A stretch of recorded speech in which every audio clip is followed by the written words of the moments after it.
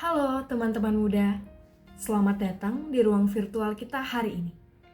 Senang sekali bisa bertemu dengan teman-teman, meskipun hanya lewat layar, untuk merenungkan sesuatu yang sangat dekat dengan iman dan juga kehidupan kita sehari-hari, namun sering kita lewati begitu saja tanpa kita sadari. Sebelum kita mulai, saya mau mengajak teman-teman semua untuk mengingat satu hal. Hari ini, siapa orang yang sudah kalian lewati tanpa benar-benar melihatnya? Mungkin pertanyaan itu terasa aneh, tapi coba kita pikirkan. Setiap hari kita berjalan, naik motor, scroll sosial media, dan bertemu banyak orang. Ada teman sekelas yang mungkin duduk sendirian, ada petugas kebersihan yang kita lewati tanpa menyapa. Dan juga ada teman di media sosial yang membuat status sedih, tapi kita hanya menggeser layar. Kita tidak jahat, kita hanya sudah terbiasa untuk tidak melihat. Hal ini wajar terjadi, karena hidup kita memang penuh dengan target dan juga tujuan. Kita berjalan dengan fokus pada tugas kita sendiri, pada jadwal kita sendiri, pada masalah kita sendiri.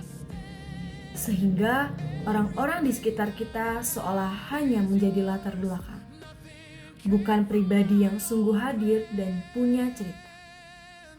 Paus Fransiskus dalam suratnya di Fratelli Tutti mengangkat kembali sebuah kisah yang sangat kita kenal, yaitu perumpamaan orang Samaria yang baik hati dari Injil Lukas bab 10. Kisahnya begini. Seorang laki-laki sedang berjalan dari Yerusalem ke Yeriko. Di tengah jalan, ia dirampok, dipukuli, dan juga ditinggalkan setengah mati di pinggir jalan. Lalu lewatlah seorang imam. Ia melihat orang itu, tapi memilih lewat di sisi jalan yang lain. Kemudian lewat seorang Lewi, pelayan bait Allah. Ia pun melihat dan ia juga lewat saja. Lalu datanglah seorang Samaria, orang yang justru dianggap musuh oleh bangsa Yahudi pada saat itu. Secara logika, dialah yang punya alasan paling banyak untuk juga lewat saja. Tapi ia justru berhenti. Ia melihat dan hatinya tergerak oleh belas kasihan. Ia membalut lukanya, membawanya ke penginapan, dan juga membiayai perawatannya. Orang yang seharusnya menjadi musuh justru menjadi sesama yang sesungguhnya.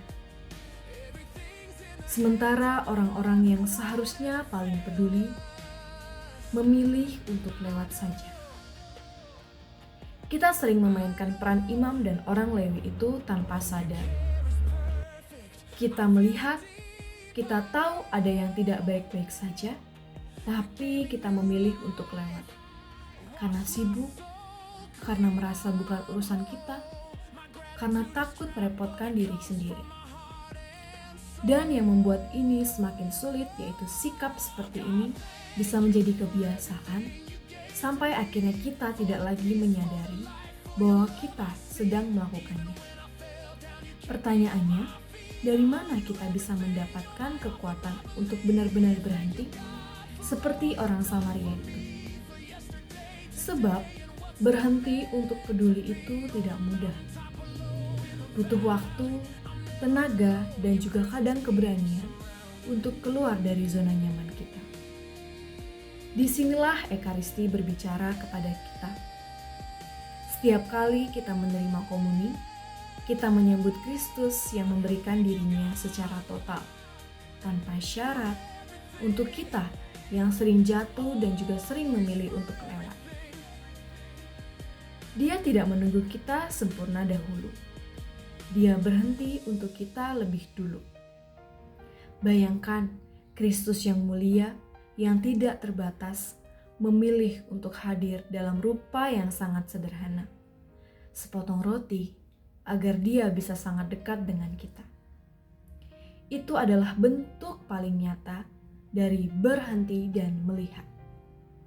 Tuhan berhenti dari segala kemuliaannya untuk melihat dan menjumpai kita, manusia yang sering rapuh dan jauh dari kata sempurna. Jika Kristus berhenti untuk kita, maka Ekaristi yang kita terima semestinya membentuk kita untuk juga berhenti bagi orang lain. Bukan dengan hal-hal yang besar dan dramatis, tetapi dengan langkah-langkah kecil, seperti menyapa teman yang biasanya sendirian, mendengarkan keluh kesah seseorang tanpa terburu menghakimi, atau sekedar bertanya, "Kamu baik-baik saja?" pada orang yang sebenarnya kita lihat sedang berjuang.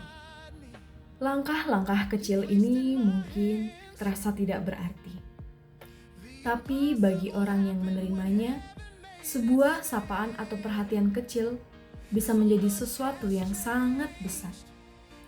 Kita tidak pernah benar-benar tahu betapa berartinya sebuah perhatian kecil bagi seseorang yang sedang merasa sendirian dan juga terlupakan. Sebelum kita menutup renungan ini, saya mengajak teman-teman semua untuk membawa satu pertanyaan saja. Siapa di dalam hidup teman-teman minggu ini yang Tuhan ingin kamu lihat dengan cara yang baru? Siapa yang biasanya teman-teman lewati, tapi sebenarnya sedang menunggu seseorang untuk berhenti? Kita mungkin tidak akan langsung sempurna, seperti orang Samaria dalam kisah itu.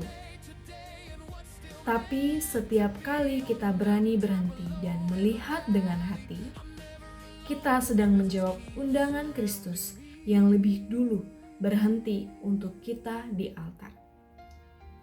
Terima kasih sudah menyimak renungan ini. Semoga kita semua semakin peka untuk berhenti, melihat, dan peduli pada mereka yang sering terlupakan di sekitar kita. Tuhan memberkati. Sampai jumpa.